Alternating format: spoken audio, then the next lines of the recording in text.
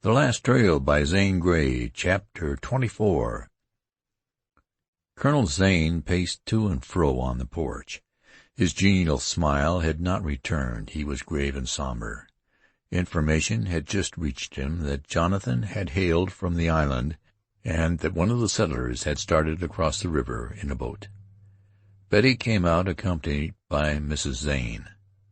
"What's this I hear?" asked Betty, flashing an anxious glance toward the river. "Has Jack really come in?" "Yes," replied the colonel, pointing to a throng of men on the river bank. "Now there'll be trouble," said Mrs. Zane nervously. "I wish with all my heart Brandt had not thrown himself, as he called it, on your mercy." "So do I," declared Colonel Zane. "What will be done?" she asked. "There, that's Jack. Silas has hold of his arm." "He's lame. He's been hurt," replied her husband. A little procession of men and boys followed the borderman from the river, and from the cabins appeared the settlers and their wives. But there was no excitement except among the children. The crowd filed into the colonel's yard behind Jonathan and Silas. Colonel Zane silently greeted his brother with an iron grip of the hand, which was more expressive than words. No unusual sight was it to see the borderman wet, ragged, bloody, worn with long marches, hollow-eyed and gloomy. Yet he had never before presented such an appearance at Fort Henry. Betty ran forward, and though she clasped his arm, shrank back. There was that in the borderman's presence to cause fear. "Wetzel!" Jonathan cried sharply. The colonel raised both hands, palms open, and returned his brother's keen glance. Then he spoke. "Lou hasn't come in. He chased Brandt across the river. That's all I know." "Brandt's here, then?" hissed the borderman. The colonel nodded gloomily. "Where?" "In the long room over the fort. I locked him in there." "Why did he come here?" Colonel Zane shrugged his shoulders. "It's beyond me. He said he'd rather place himself in my hands than be run down by Wetzel or you. He didn't crawl, I'll say that for him. He just said, 'I'm your prisoner.' He's in pretty bad shape. Barked over the temple, lame in one foot, cut under the arm, starved and worn out." "Take me to him," said the borderman, and he threw his rifle on a bench. "Very well, come along," replied the colonel. He frowned at those following them. "Here, you women, clear out." But they did not obey him. It was a sober-faced group that marched in through the big stockade gate, under the huge, bulging front of the fort, and up the rough stairway. Colonel Zane removed a heavy bar from before a door, and thrust it open with his foot. The long guard-room, brilliantly lighted by sunshine coming through the portholes, was empty, save for a ragged man lying on a bench. The noise aroused him. He sat up, and then slowly labored to his feet. It was the same flaring, wild-eyed Brandt, only fiercer and more haggard. He wore a bloody bandage round his head. When he saw the borderman, he backed with involuntary, instinctive action against the wall, yet showed no fear. In the dark glance Jonathan shot at Brandt shone a pitiless implacability. No scorn, nor hate, nor passion, but something which, had it not been so terrible, might have been justice. "I think Wetzel was hurt in the fight with Leggett," said Jonathan deliberately, "and ask if you know." "I believe he was," replied Brandt readily. "I was asleep when he jumped us, and was awakened by the Indian's yell. Wetzel must have taken a snap shot at me as I was getting up, which accounts probably for my being alive. I fell, but did not lose consciousness. I heard Wetzel and Leggett fighting, and at last struggled to my feet. Although dizzy and bewildered, I could see to shoot, but missed. For a long time, it seemed to me, I watched that terrible fight, and then ran, finally reaching the river, where I recovered somewhat." "Did you see Wetzel again?" "Once, about a quarter of a mile behind me. He was staggering along on my trail." At this juncture there was a commotion among the settlers crowding behind Colonel Zane and Jonathan, and Helen Shepherd appeared, white, with her big eyes strangely dilated. "Oh," she cried breathlessly, clasping both hands around Jonathan's arm. "I'm not too late? You're not going to—" "Helen, this is no place for you," said Colonel Zane sternly. "This is business for men. You must not interfere." Helen gazed at him, at Brandt, and then up at the borderman. She did not lose his arm. "Outside, someone told me you intended to shoot him. Is it true?" Colonel Zane evaded the searching gaze of those strained, brilliant eyes, nor did he answer. As Helen stepped slowly back, a hush fell upon the crowd. The whispering, the nervous coughing, and shuffling of feet ceased. In those around her, Helen saw the spirit of the border. Colonel Zane and Silas wore the same look, cold, hard, almost brutal. The women were strangely grave. Nellie Down's sweet face seemed changed. There was pity, even suffering on it, but no relenting. Even Betty's face, always so warm, piquant, and wholesome, had taken on a shade of doubt, of gloom, of something almost sullen, which blighted its dark beauty. What hurt Helen most cruelly was the borderman's glittering eyes. She fought against a shuddering weakness which threatened to overcome her. "Whose prisoner is Brandt?" she asked Colonel Zane. "He gave himself up to me, naturally, as I am in authority here," replied the colonel. "But that signifies little. I can do no less than abide by Jonathan's decree, which, after all, is the decree of the border." "And that is?" "Death to outlaws and renegades." "But cannot you spare him?" implored Helen. "I know he is a bad man, but he might become a better one. It seems like murder to me to kill him in cold blood, wounded, suffering as he is, when he claimed your mercy. Oh, it is dreadful." The usually kind-hearted colonel, soft as wax in the hands of a girl, was now colder and harder than flint. "It is useless," he replied curtly. "I am sorry for you.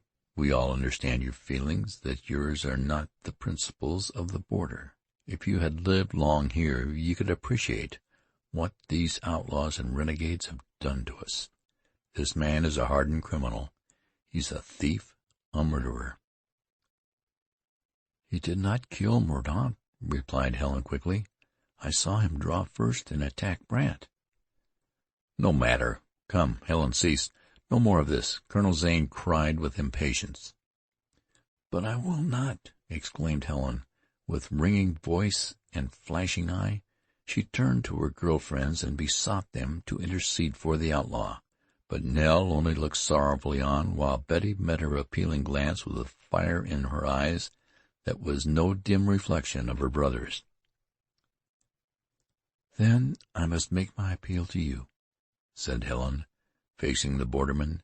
There could be no mistaking how she regarded him. Respect, honor, and love breathed from every line of her beautiful face.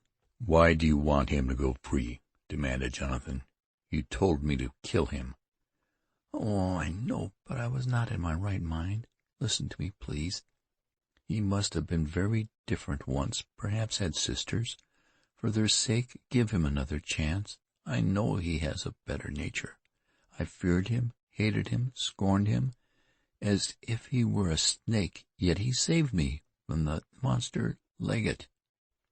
"For himself?" "Well, yes, I can't deny that, but he could have ruined me, wrecked me, yet he did not.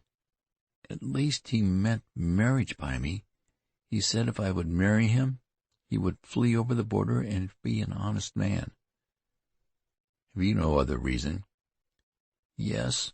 Helen's bosom swelled, and a glory shone in her splendid eyes. "The other reason is my own happiness."